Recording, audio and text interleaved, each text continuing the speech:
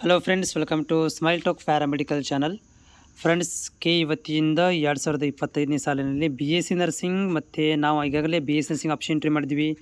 So BPT, AHS ಇವೆಲ್ಲನೂ already ನಾವು ಮಾಡಿ ವೇಟ್ ಮಾಡ್ತಾಯಿದ್ವಿ. ಸೊ ಇದರದ್ದು ಒಂದು ಟೆಂಪರರಿ ರಿಸಲ್ಟ್ ಅಂತ ಒಂದು ಘೋಷಣೆ ಮಾಡಬೇಕಾಗಿದ್ದು ಬಾಕಿ ಇತ್ತು. ಬಟ್ ಡೇಟ್ಗಳು ದಿನಾಂಕ ಟು ದಿನಾಂಕ ಎಕ್ಸ್ಟೆಂಡ್ ಆಗ್ತಾ ಇದ್ವು. ಸೊ ಅದಕ್ಕೆ ಇವತ್ತು ಕಡಿವಾಣ ಹಾಕಿಬಿಟ್ಟಿದ್ದಾರೆ. ಇವತ್ತು ಇಲಾಖೆಯಿಂದ ಆದೇಶ ಬಂದಿದೆ ಅಂದರೆ 22ನೇ ತಾರೀಕು ಕೊನೆಯ ದಿನಾಂಕ ಆಪ್ಷನ್ ಎಂಟ್ರಿ ಮಾಡಲಿಕ್ಕೆ. ಮುಂದೆ ನಾವು ಆಪ್ಷನ್ ಎಂಟ್ರಿಗೆ ಟೈಮ್ ಕೊಡೋಂಗಿಲ್ಲ, ಇದೇ ಕೊನೆ ಅಂತ ಹೇಳಿಬಿಟ್ಟಿದ್ದಾರೆ. ಇದು ಗಟ್ಟಿ ನಿರ್ಧಾರ, ಮುಂದೆ ಎಕ್ಸ್ಟೆಂಡ್ ಆಗೋದಿಲ್ಲ ಅಂಥೇಳಿ. ಆಮೇಲೆ ಇದು 22ಕ್ಕೆ ಕೊನೆ ದಿನಾಂಕ ಆಗಿಬಿಟ್ರೆ ಮುಂದೆ 3 ದಿನಕ್ಕೆ ನಿಮಗೆ ಮೂಕ್ ರಿಸಲ್ಟ್ ಬರುತ್ತೆ.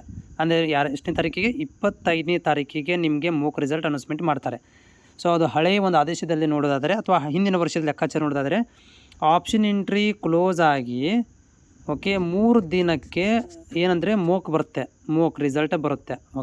ಸೊ ಹೀಗಾಗಿ ಇದು 22ಕ್ಕೆ ಕ್ಲೋಸ್ ಆಗಿದೆ ಅಂದಮೇಲೆ 23, 24, 25 25 ನೈಟಲ್ಲಿ ಬರ್ಬೋದು, ಅಥವಾ 26ನೇ ತಾರೀಕಿಗೆ ಮಧ್ಯಾಹ್ನ ಮೇಲೆ ಆಫ್ಟರ್ನೂನ್ ನಂತರ ಬರ್ಬೋದು. 25 ಅಥವಾ 26ರಲ್ಲಿ ನಿಮಗೆ ಏನಾಗುತ್ತೆ ಅಂದರೆ ಮೂಕ್ ರಿಸಲ್ಟ್ ಡಿಕ್ಲರೇಷನ್ ಆಗುತ್ತೆ. ಟೆಂಪರರಿ ರಿಸಲ್ಟ್, ಇದು ನಾಟ್ ಅ ಪರ್ಮನೆಂಟ್. ಇದರ ಮೂಕ್ ರಿಸಲ್ಟ್ ಮೇಲೆ ನಾವು ಹೋಗಿ ಅಡ್ಮಿಷನ್ ಮಾಡಿಸ್ಕೊಳ್ಳಿಕ್ಕೆ ಬರೋದಿಲ್ಲ. ಜಸ್ಟ್ ಗೆಸ್ಸಿಂಗ್ ಅಂತ ಹೇಳ್ಬೋದು. ಒಂದು 80% ಗ್ಯಾರಂಟಿ ಆಗುತ್ತೆ ನಿಮಗಿದು. ಇದೇ ಸೀಟ್ ಸಿಗುತ್ತೆ ಅಂತ 80%.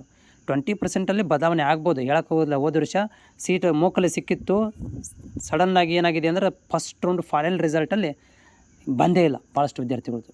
ಅಯ್ಯೋ, ನಾನು ಇವಾಗ ಮೂಕಲ್ಲಿ ಬಂದಿತ್ತು ಅದರ ಮೇಲೆ ಹೋಗಿ ಅಡ್ಮಿಷನ್ ಆಗ್ತೀನಿ ಅಂದರೆ ಬರೋದಿಲ್ಲ. ಅದು ಜಸ್ಟ್ ಮೂಕ್ ಮಾತ್ರ, ಅದು ಗೆಸ್ಸಿಂಗ್ ಅಂತ ಹೇಳ್ಬೋದು ಅಷ್ಟೇ. ಸೊ ಆ ರೀತಿ ರಿಸಲ್ಟ್ಗಳನ್ನು 25 ಅಥವಾ ಇದೇ ತಿಂಗಳು 25 ಅಥವಾ 26ಕ್ಕೆ ನಿಮಗೆ ಫೈನಲೈಸ್ ಆಗುತ್ತೆ.